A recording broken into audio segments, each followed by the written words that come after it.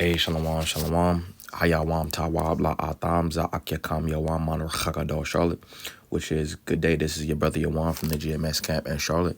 Nacham atam kaya hamalakwath hashamayim kwa ra repenye, for the kingdom of heaven is at hand. Kohlayim la la abanaw Yahweh bahasham Yahweh shai bahasham rochag wadash. Wamashana lazo kwanyim na wamalakim shor chagado, which is all praises to our Father Yahweh, which means he exists. Bahasham, in the name Yahweh Shai, he delivers double honor to those and apostles of Great Millstone. All right. So essentially, I just want to go into this word and then get some precepts. Essentially, going into how we must be content. You see, because essentially, with being content, all right, it's going to allow us to show the gratitude that we need. All right, for this walk. So nevertheless, continuing on, going into this, it says, Hob. It says one does not choose the household which one is born into, including tribe, parents, children, and wife, as marriages were often arranged by the father. It is a gift from the Most High. These gifts are seen as a privilege and are to be cherished and protected. It says, ancient Hebrew, Quadawam Ibaryah, which Quadawam will be ancient, Ibaryah will be Hebrew. The pictograph Hana represents one who is looking at a great sight with his hands raised, as when saying, "Behold." The Bayat is a representation of the tent or house. Combined, these pictures mean look toward the house or provide for the family, which when you go into words related to this, ahab means to love. It says the expressions and actions toward the family which one was privileged with. You see, so what we've been given through the Spirit from the Lord, Yahweh Bahasham, Yahweh Shai, is a privilege, and ultimately we have to be content with what we've been given.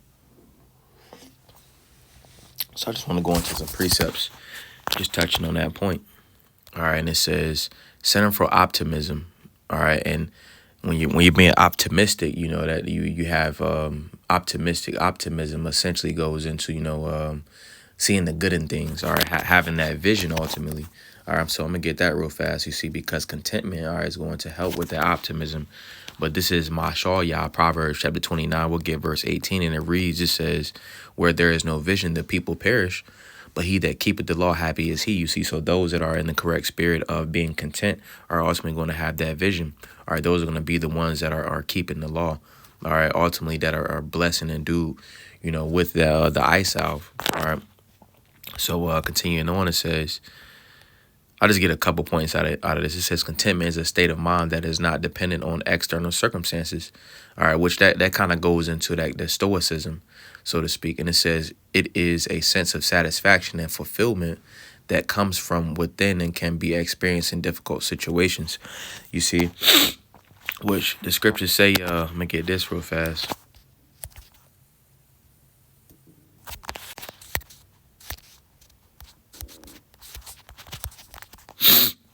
This is Bonsarat 37:29. It says, "Be not unsatiable in any dainty thing, nor too greedy upon meats." You see, so you want to be satiable, and essentially, going through tough times, you wouldn't want to be in the mindset of overindulging. You see, because that's gonna have a double negative effect. You see, so we have to be satiable, and ultimately, what allows us to be satiable, all right, is tapping into this word. All right, Ayawab, Job 23:12. It says, "Neither have I gone back from the commandment of his lips. I have esteemed the words of his mouth more than my necessary food." You see, so we have to show gratitude and happiness, you see, because we're going to receive of, what we need, all right, by being a servant of the Lord. The Lord's going to make sure that we're good, whether that's being abased or abounding. You see, the Lord always ensures that, we have what we need. And what we really need is this truth, And whatever estate that we're in, we have to be content and satisfied with whatever that brings, So, because again, even whether we're abased or abounding, you see, like we still have to be content, and being content, that's being spiritually minded, you see. So if you saying, "Oh well, I don't have this, I don't have that," well, what do you have, you see, because again, the Lord is going to make sure, that first and foremost, all right, he provides, and he essentially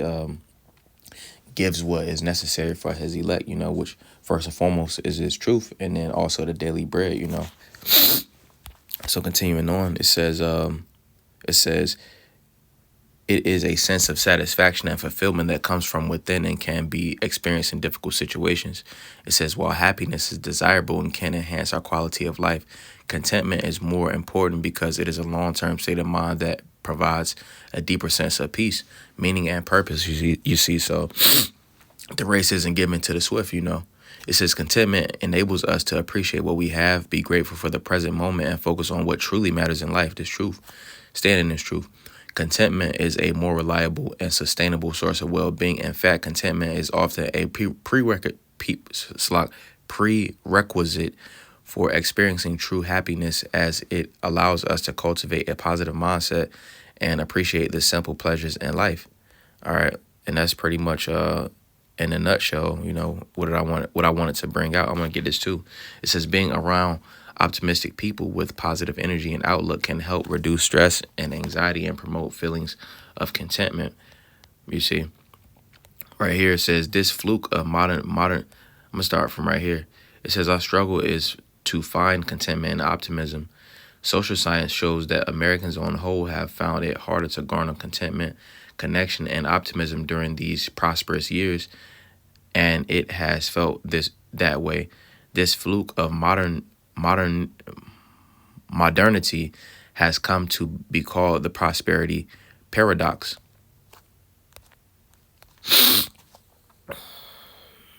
It says paradox. It says contradiction.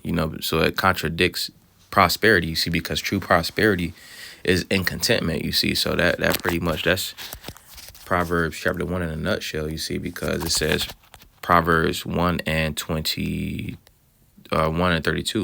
It says, for the turning away of the simple shall slay them, and the prosperity of fools shall destroy them. You see, because what's taught in America, Babylon the Great, is this false sense of prosperity, all right, this not being content, all right, and ultimately that's a false sense of prosperity, you see, because true happiness, all right, is going to be in a genuine security, all right, being genuinely content and not finding it from outside sources, all right, because our happiness comes from the Lord, Yahweh Bahasham, Yahweh Shai, all right, and being thankful and showing gratitude for what the Lord has given, all right, regardless of, external circumstances.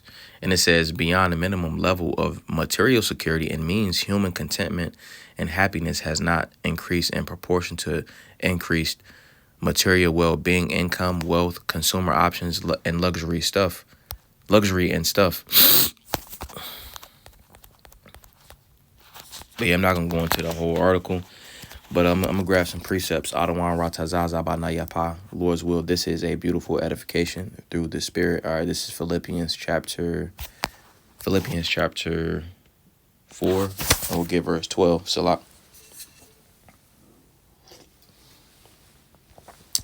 This is Philippians 4 and 12, and it says, I know both how to be abased, and I know how to abound. Everywhere, and in all things I am instructed both to be full and to be hungry, be satiated and to be hungry, both to abound and to suffer need. You see, I'm going to start from verse 11. Not that I speak in respect of want, for I have learned in whatsoever state I am in therewith to be content. You see, so, in which I'll start from up here. It says the Most High's provisions. It says, but I rejoice in the Lord greatly that now at the last your care of me hath flourished again, wherein ye were also careful, but ye lacked opportunity. Not that I speak in respect of want, not that he's not receiving, what he needs, all right, NLT, not that I was ever in need, all right. It says, for I have learned in whatsoever state I am therewith to be content. You see, we have to be content with what the Lord has given us.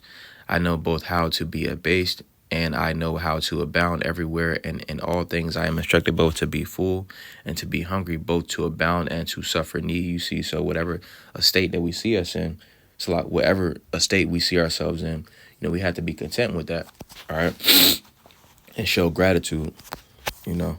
This is Bon Sirach, chapter 40, all right, and we'll get verse 18, and it says, to labor and to be content with that a man hath is a sweet life, but he that findeth the treasure is above them both. You see, and this truth is that ultimate treasure. You know, the scriptures say that, you know, that we're rich, roughly paraphrasing. So this truth is that treasure, you know, and having a sweet life. Having a sweet life goes into, you know, being content, you know. It's a lot.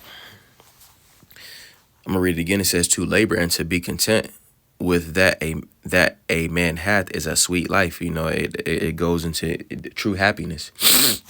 You know, but ultimately, you know, above that is going to be finding this truth. You see, because the scriptures go into wisdom is the defense and money is the defense, but the excellency of wisdom is wisdom give life to them that have it, roughly paraphrasing. You see, so this treasure ultimately is going to lead forth to life. You know, if we endure to the end, we'll see that on the first go around. All right, this is Ibaria, Hebrews chapter 13. We'll get verse 5, and it says, "Let your conversation be without covetousness, and be content with such things as ye have. For he hath said, I will never leave thee nor forsake thee." Hey, you know, we got to be content, you know, because again, this is every day we wake up, you know, and it's true. That's another day to show gratitude to the Lord, you see, because we got another opportunity to, you know, essentially make ourselves better, bid ourselves to the marriage. All right, let's get this word for content. I'm curious what it says inside the etymology.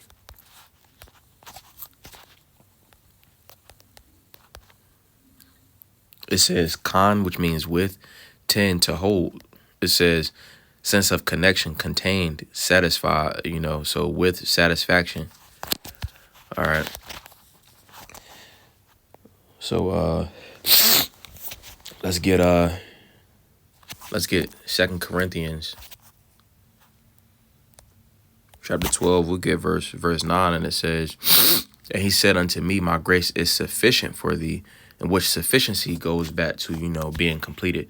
"For my strength is made perfect in weakness. Most gladly, therefore will I rather glory in my infirmities, that the power of Hamashiach may rest upon me." Hey, we got to be, you know, content, you know, in the Lord. You see, we have to take hold, you know, it said it went to con, with, tend, to hold, you know, so we have to be content.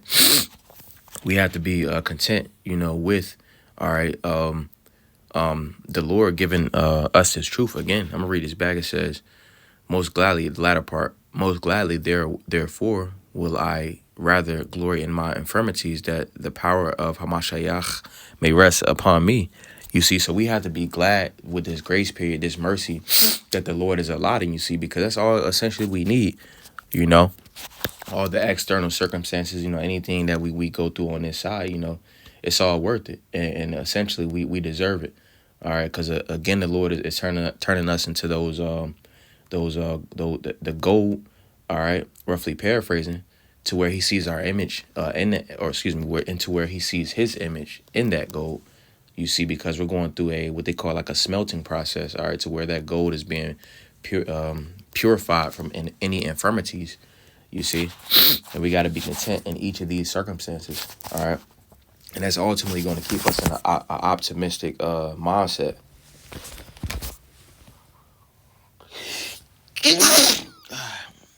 It's a lot. All right, let's get 1 Timothy. 1 Timothy chapter 6, and we'll get verse 6. And it says, "But godliness with contentment is great gain." You see, so godliness, all right, when we're going to the word for godliness, is going to say reverence. Yar'ah, Bahalashwan Kwadash. Godliness, it says reverence, respect, you know, pretty much going to the fear of the Lord. All right, that with contentment is great gain. You know, that's a great gain. All right. A lot of people in this world, you know, they don't have the opportunity, you know, that we have in the spirit. You see, so we have to uphold this. All right. What's the scriptures go into that? Ba da bar yam in Deuteronomy chapter 4 and verse 4, it says, or verse 6, it says, keep. When you keep something, shamar, are you essentially, you're guarding it, you're observing it, you're upholding it, you're protecting it, you see, because that's a treasure, you know, going back to the previous scriptures that we got. All right, I'm gonna get this, and I'm gonna go ahead and close it. All right, this is John chapter 6, and we'll get verse 7. It says, I'll start from verse 5. It says, and Yahushua then lifted up his eyes and saw a great company come unto him. He saith unto Philip, whence shall we buy bread that these may eat? And this he said to prove him, for he knew himself what he would do. Philip answered him, 200 penny worth of bread is not sufficient for them, that every one of them may take a little. One of his disciples, Andrew, Simon Peter's brother, saith unto him, there is a lad here which hath 5 barley loaves and 200 small fishes, but what are they among so many? And Yahushua said, make the men sit down. Now there was much grass in the place, so the men sat down and number about 5,000. And Yahushua took the loaves, and when he had given thanks, he distributed to the disciples, and the disciples to them that were sit down, and likewise of the fishes as much as they would. They had as much as they would, you know. It's in the NLT. All right, Salah. NLT, and it says, as in KJV, NLT, and they all ate as much as they wanted. You see, so they didn't find the sufficiency in verse 7. All right, 200 penny worth of bread is not sufficient for them. The sufficiency was found in Hamashayach Yahawashai. All we need is this word. You know, that was a similar to Hadamah or Zadama, which Zaz is this, that. Dama would be a similar to or resemblance. You know, this resemblance is a resemblance, you know, because the sufficiency is found in Yahawashai. You know, we found our sufficiency in this word. I'm gonna get this word for sufficiency, and it says enough. All right, that's adequate. That's satisfaction. You see, so we have to be satisfied and content with the Lord, what the Lord has given us, first and foremost with this truth. You see, and then also the life that the Lord has given us, the things that the Lord has given us, we gotta be content with that, you know. So Adonai Tazaza Banaya Lord's will, that was a beautiful edification through the Spirit. While Adonai Tazah Atam Yashi Awam Tawabe, Lord's will, you have a good day. Wa Shalom Lakam, which is peace unto you all. A Shalom Shalom. While Yalak the Hayakadar, which is a go be great. Shalom.